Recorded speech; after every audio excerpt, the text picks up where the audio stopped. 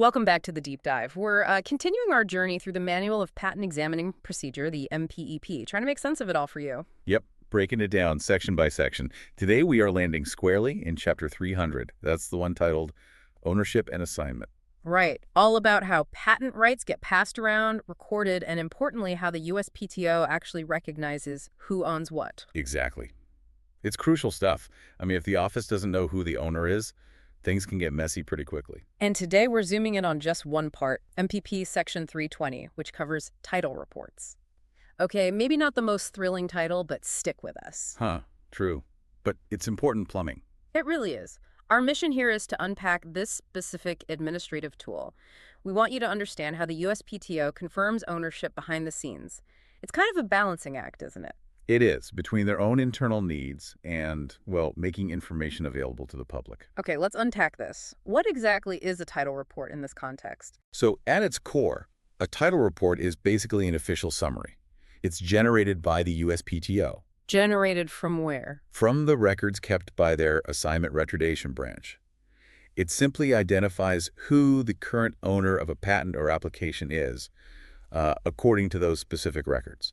So it's like the office looks at all the assignment papers filed and says, okay, based on this pile, this person owns it now. Pretty much. And that leads directly to maybe the most critical point in Section 320, what they call the snapshot principle. Snapshot, meaning like a photo. Exactly. Title reports only show ownership as of the exact date and time they were created. It's a picture of that single moment, not a continuously updated feed. What's fascinating here is, well, how much the system relies on this static snapshot for something like ownership, which can, change hands pretty dynamically. That seems like it could cause issues there. I mean, ownership can change fast. What if an assignment happens today, but it doesn't get recorded for a week? Right, and the report run tomorrow would still show the old owner. That's the built-in limitation. MPPP 320 is clear. The report is based purely on recorded assignments. Okay. It really underlines why timely recordation is so important. If you haven't filed it with the assignment branch for these administrative purposes, the USPTO basically doesn't see it. It won't be on that snapshot. So the onus is really on the patent owner to keep the records up to date with the office. Definitely. The system puts a lot of trust there. Okay, so given that snapshot limitation, why are these reports so important? And why does MPP 320 say they're mainly an internal tool?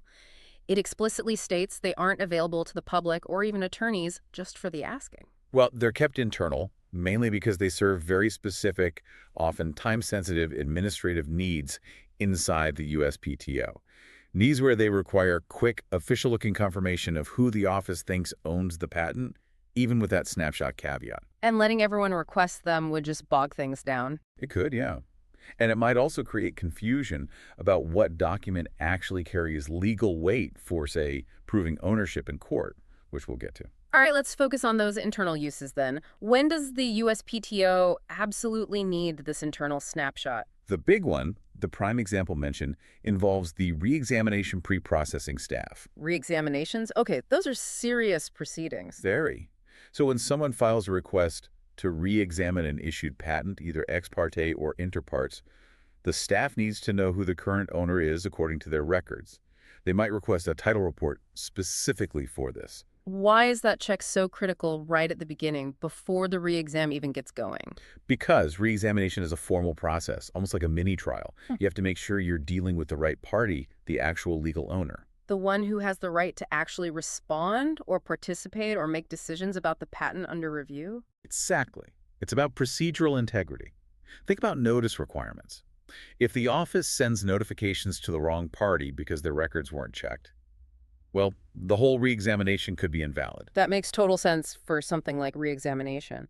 But what about regular patent examiners? You know, the ones reviewing applications day-to-day for patentability. They don't usually care who owns it, right?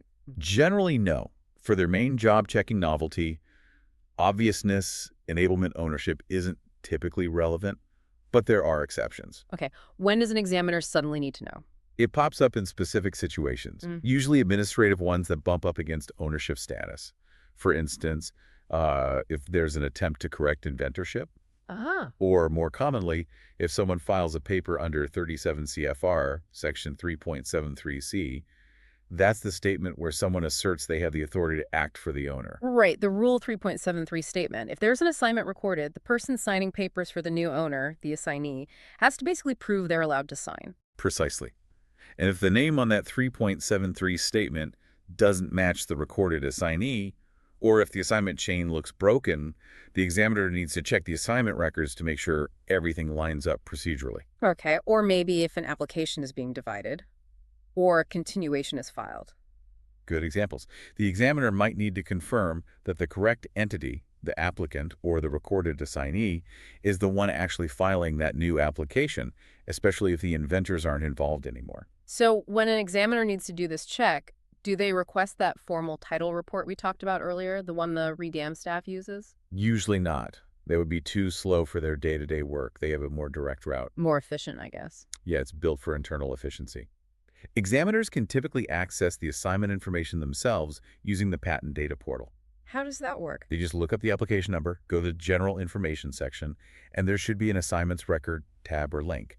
They can view and print that record directly. So that printout basically functions as their quick internal title check. Effectively, yes. Oh. It serves the same purpose for their immediate procedural needs, confirming who the office has listed as the owner right now. It's less formal than the title report requested by the Reexam staff, but it does the job for routine verification. That distinction is really interesting. The formal title report sounds like it's for specific, high-stakes procedural milestones needing official internal documentation, like initiating reexamination. Right. Due diligence by the office itself. Whereas the examiner's printout from the portal is more like a quick spot check to keep the administrative gears turning smoothly during prosecution. You've got it. It highlights how the USPTO tries to streamline things internally. Okay, but this whole structure brings us back to that tension. Internal efficiency versus public transparency. If these MPP Section 320 title reports are internal only, how does someone outside the USPTO, like the public, or a lawyer doing due diligence for a company merger, officially find out who owns a patent? And that's where the other side of the balancing act comes in. The MPP itself points to the answer. While you, as a member of the public or practitioner, can't get that internal title report. There's another way. There is. You can request something called a certified abstract of title. Okay, an abstract of title, certified. How is that different from me just, looking up the assignments online myself in the public database? The key word is certified. Anyone can look up the public assignment records online. But if you need something with official weight, something you can rely on legally. Like for that merger deal or maybe in court. Exactly. You request this certified abstract of title under a specific regulation, 37 CFR Section 1.1dB4. And yes, there's a fee involved. So what you get back is different. What you get back is a document prepared by the USPTO listing the recorded assignment information they have, and it comes with an official certification from the office. It carries their seal.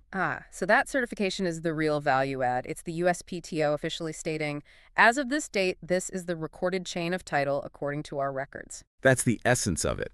That certified document has evidentiary value. The internal title report, that's just an internal administrative tool. The certified abstract is designed for the public, for legal proof, for transactions. So what does this all mean? It sounds like the USPTO has deliberately created two tracks for ownership information. It's a good way to put it. Yeah. There's the internal track, the title report, or the examiner's portal check, designed for speed and specific administrative needs within the office. Quick and dirty, relatively speaking. Well, quick and serves its internal purpose. Then there's the external track, the certified abstract of title, which is more formal, carries official weight, costs money, and provides that necessary public transparency and legal certainty. It protects the USPTO's workflow, but still gives the public a mechanism to get reliable certified ownership information when they really need it. It connects back to MPPP Section 301.01, which talks more broadly about the public nature of assignment records. Precisely. It's quite an elegant solution, really. It balances the internal procedural demands with the public's need for authoritative information on ownership. So wrapping up MPP Section 320 then. The key takeaway is that the title report, in its internal forms, is a crucial tool for the USPTO to confirm ownership during specific moments, like starting a reexamination. It ensures those processes are built on the right foundation based on recorded information. But it's not the be-all and end-all for proving ownership outside the office walls. For that, you need the certified abstract. Correct. Understanding this distinction helps you see how assignment recording really underpins the integrity of the whole system from start to finish. It definitely adds a layer of appreciation for the administrative machinery running in the background. Indeed. And thinking about this whole snapshot limitation, it leaves us with a final thought, maybe something for you to ponder. Okay. If these internal reports are just snapshots based on recorded documents, and we all know there can be a lag between when an assignment is signed and when it actually gets recorded, how much administrative trust is the system really placing on that initial act of recordation to maintain integrity over the potentially very long life of a patent? That's a deep question. How robust is that foundation if it relies on snapshots that might lag behind reality? Something to definitely chew on. Definitely. Before we sign off, we really need to give credit where it's due. A special thank you goes out to Mike Shepard, the creative director, who have been instrumental in organizing this entire audio series. Absolutely. And finally, the necessary disclaimer. This summary of the MPEP was put together using AI tools, including ChatGPT and NotebookLM. It might have errors or leave things out. That's right. It's intended for general educational and informational purposes only. It's definitely not legal advice, and it's no substitute for learning from the official MPEP itself or from a qualified instructor or a registered patent practitioner. Please consult those official sources for any authoritative guidance. Thanks for joining us for the deep dive. We'll catch you on the next section.